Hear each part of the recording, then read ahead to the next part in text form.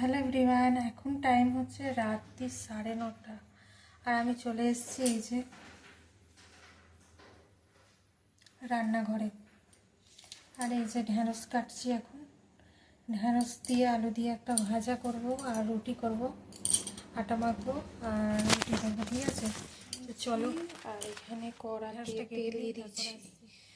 এবার এই তেলের মধ্যে দেবো একটু জিরে,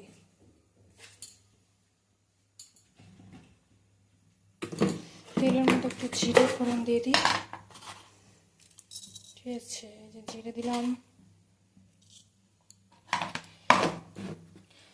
জিরেটা একটুখানি ফোটা হয়ে গেলে, জিরেটা একটু ফুটছে আর এতে দিয়ে দেবো 4টে কাঁচা লঙ্কা। কাঁচা লঙ্কা জিরেটা একটু ভাজা ভাজা হয়ে গেলে তারপর দেবো ঢ্যাঁড়সটা, ঠিক আছে? তো এইভাবে এবার ঢ্যাঁড়সটা দিয়ে দিই। ঢ্যাঁড়সটা দেওয়ার পর এটা দেবো হলুদ গুঁড়ো,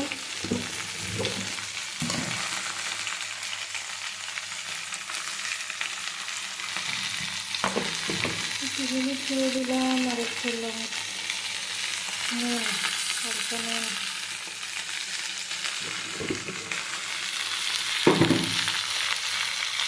বাস আর কিছু দেবো না। এবার একটু নাড়িয়ে দেবো, মিলিয়ে দেবো।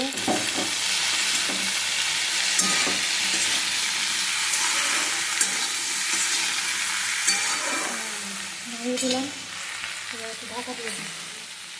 দেখো আটা মাখিয়ে নিচ্ছি আমি। এই যে আটা দেখতে পাচ্ছ, আটা মাখিয়ে নিচ্ছি। আটাটা মেখে নিই নুন দিয়ে জল দিয়ে। আর এখানে এটা বসিয়ে দিচ্ছি, এটা হতে থাক, ততক্ষণ আটা মাখা ভাজা হয়ে গেছে, রেডি। আর এখানে হচ্ছে গরম গরম রুটি।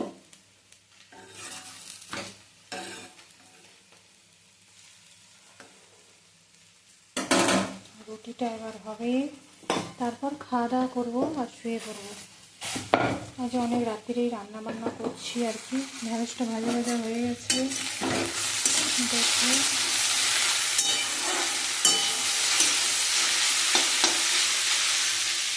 ঢ্যাঁড়স ভাজা খেতে তো আমার খুবই ভালো লাগে। তোমাদের কার কার ভালো লাগে একটু কমেন্ট করে জানিও। চলো রুটিটা একটু শিখি, দেখাতে পারবো কি জানি না, তাও চেষ্টা করছি। যে রান্নার এবার আগুনের মধ্যে রুটিটা দিয়ে দেবো, ফুলবে।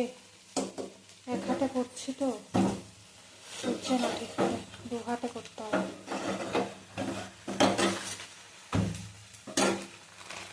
হাত দিয়েই করার চেষ্টা করি, যাই হোক।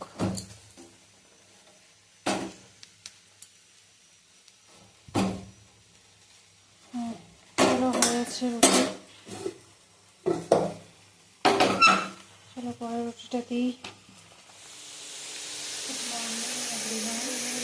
টাইম হচ্ছে সকাল 10টা, আমি স্নান দান করে রান্নাঘরে চলে এসেছি।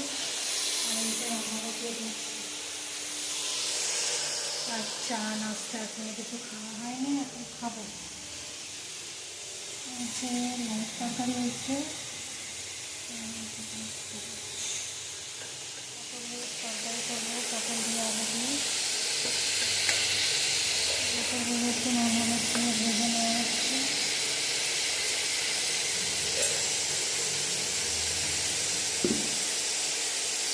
এখানে টমেটো কেটে নিয়েছি, কেটে নিয়েছি। রুটি করে খাওয়ার পর অনেকটাই লেট হয়ে গেছিলো, তাই আর ক্যামেরা অন করতে পারিনি। তো ওই জন্য আজকে সকাল থেকে আবার ব্লগ ভিডিওটা স্টার্ট করেছি।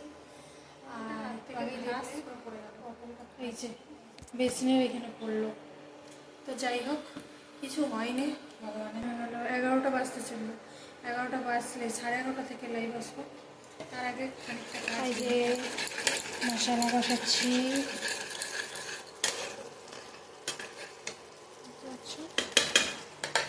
মশলাটা কষানো হয়ে যায়।